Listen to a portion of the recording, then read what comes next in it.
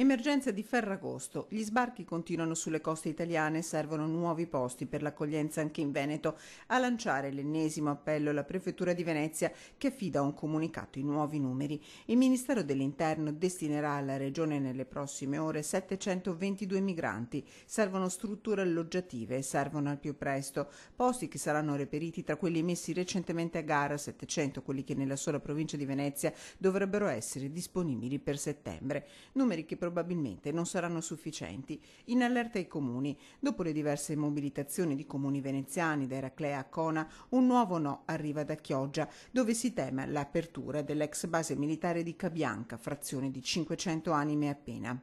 Lo Stato ha stabilito che il limite di accettabilità sociale di questo fenomeno sia legato dai numeri, quindi un migrante ogni 1000 abitanti.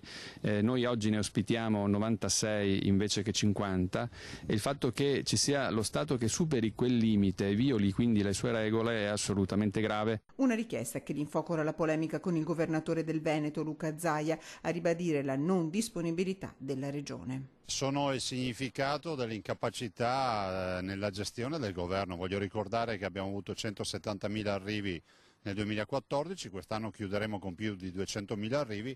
Di questo passo molto probabilmente qualcuno si è fatto l'idea che l'Africa si possa trasferire tutta in Italia, ma non ci sta. Mentre continua la guerra delle cifre tra numero di migranti presenti, quelli assegnati e quelli in arrivo, i funzionari delle prefetture continuano sopralluoghi e contatti. I 722 posti per le prefetture dovranno essere reperiti.